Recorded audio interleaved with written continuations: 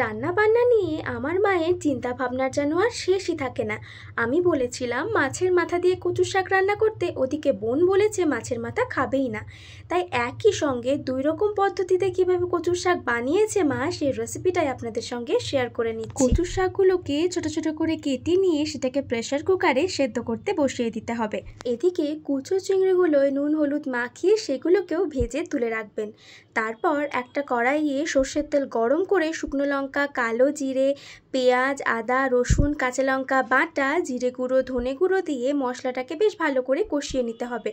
যখন দেখবেন মশলা প্রায় কষানো হয়েই এসেছে, ঠিক তখন কাঁচা মশলার গন্ধ চলে গেলে তার উপরে স্বাদ মতো নুন আর হলুদ গুঁড়ো দিয়ে আবারও সব কিছুকে ভালো করে মিশিয়ে নেবেন। কচুর শাক রান্না করতে গেলে সব থেকে বেশি প্রবলেম যেটা হয় সেটা হলো কচুর শাকগুলো কাটার সময়।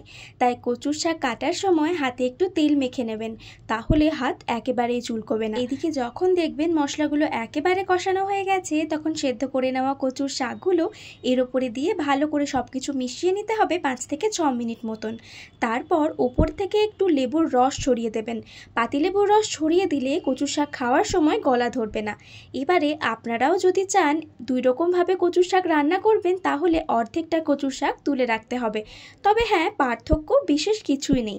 একটা ভাগ হবে মাছের মাথা দিয়ে আর অন্য ভাগটা হবে চিংড়ি দিয়ে। প্রথমে কিছু পরিমাণ কচুর শাক তুলে রেখে কড়াইয়ে থাকা বাকি অংশটায় ভেজে রাখা চিংড়ি মাছ, ঘি, গরম মশলা ছড়িয়ে সেগুলোকে ভালো করে মিশিয়ে নেবেন।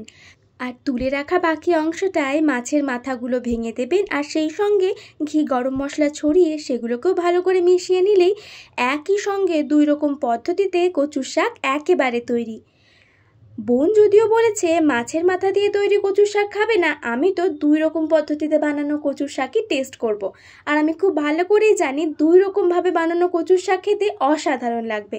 তবে আপনারা যারা ভিডিওটা দেখলেন অবশ্যই জানাবেন ভিডিওটা কেমন লাগলো। আর আপনাদের বাড়িতেও যদি সবার মনের মতন রান্না করতে যান, তখন মাঝে মধ্যে এরকম ট্রিক্স ব্যবহার করে দেখবেন। সহজেই বুদ্ধি খাটিয়ে একই সঙ্গে দুই রকম পদ্ধতিতে কচুর শাক রান্না করে ফেলতে পারবেন। ও হ্যাঁ, রেসিপিটা কেমন লাগলো জানাতে ভুলবেন না কিন্তু।